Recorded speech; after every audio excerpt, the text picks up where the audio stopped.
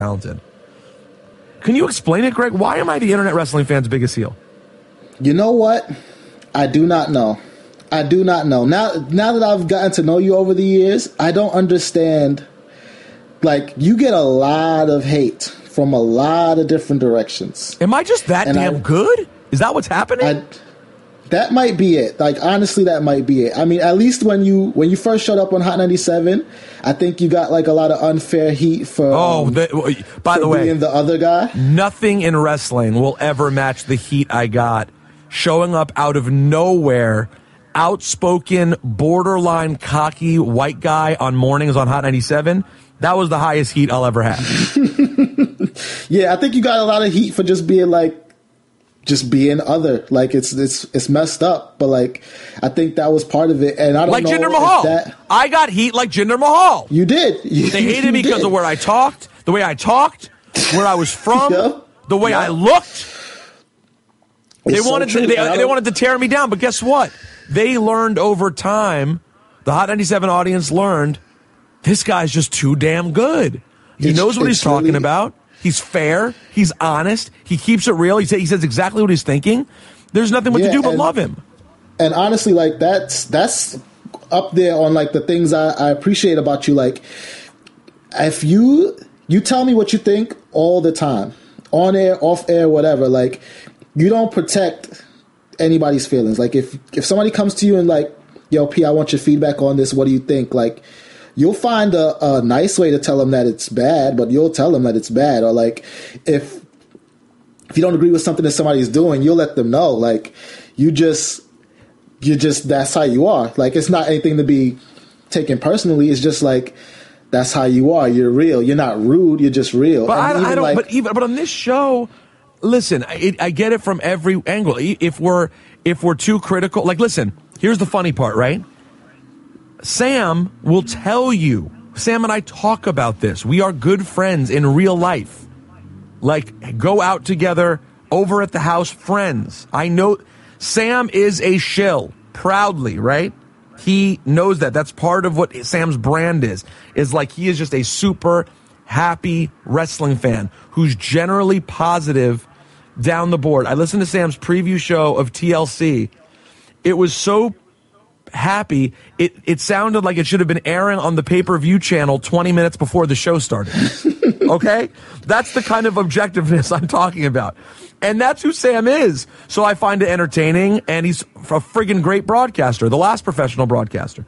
So that's not my style as much. Even with working with WWE, as you noticed, by the way, we talked about Raw today. We remain critical on this show. That's always what we've been. Obviously, I'm smart. I'm not posting pictures backstage with me and talent being like, the crew's back together. I'm not that guy. But at the same time, we stay critical and yet still get hate. You would think the internet nerds would go, well, listen, I'll tell you what, he may work for WWE, but the podcast is what the podcast is. They still have their opinions. No, we cannot win here. I don't know if it's because we're under the ESPN umbrella. I don't know if it's because I just appear too much. Maybe it's just because I'm someone who cares about this stuff, so I talk too much about it, and that makes people get angry more. Maybe it's the fact that... Go ahead, Greg, sorry. No, I was going to say, I think it's a little bit of like what happened when you first showed up at Hot 97, like the people who consider themselves not necessarily the gatekeepers, but just like... But they're nobodies.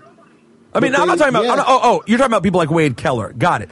Yeah, perhaps. But Wade Keller has no aspirations of being on... And Dave Meltzer, they don't have aspirations of being on WWE TV. I'm telling you guys right now, I like doing a podcast about wrestling.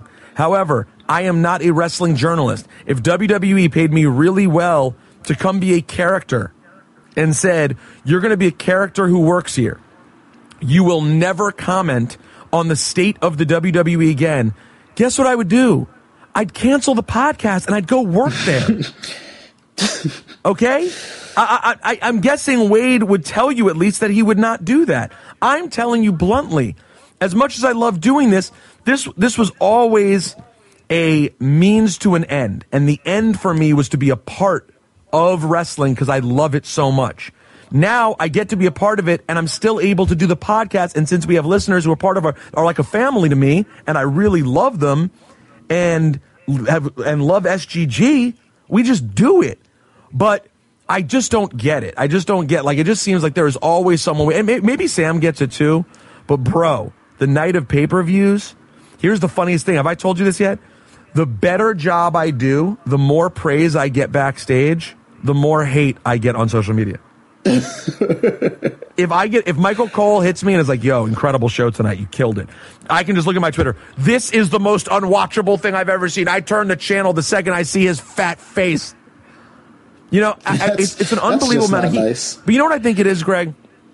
I think on cheap heat, I think who we appeal to are the people who love wrestling and they watch it every week, but they have a life. You know what I mean? I think there's a certain element of fat, out of shape, lonely, ne'er-do-well pieces of garbage who all they do is bounce between wrestling podcasts. Then they read the recap of the wrestling podcast as they're watching wrestling. Then when Raw ends, they fire up Ring of Honor. They fire up GWF or whatever TNA is called that week. They follow up, they fire up Lucha Underground. Then they go on the network and they watch more. They've never turned on a sporting event. They've never had sex with a woman or a man, whatever their interest is. They've never had sex is the point, Greg. It's not about who they have sex with.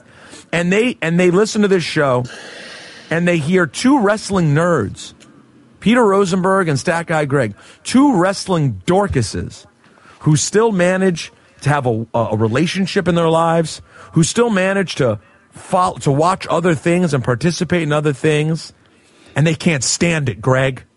They're sick to their stomach because all they have is a pretend universe of people talking to them that they never talk back to, and they wonder, what is it like to have the touch of another human being? I don't know. All I know is that Tiger Mask versus Dynamite Kid was the greatest match I've ever seen. But they've never hit the frog splash on another beautiful human being, Bucky naked. You know what I'm talking about, SGG? I'm talking about a real frog splash. Do we have any listeners left? To the three of you still listening, this is what you guys have pushed Rosenberg to. Do you? No. The ones listening, they're agreeing, Greg. They're nodding their head and they're going, yes. Do away with the losers and the ne'er-do-wells. The people who show up to a show with their inside wrestling sign that doesn't make any sense. These people are a pug, SGG. And I've had enough. As you can tell, I'm fighting back against them. I'm not trying to win them over anymore, SGG. I'm done. Yeah, done. The people who are with us, and the people who are against us are dead.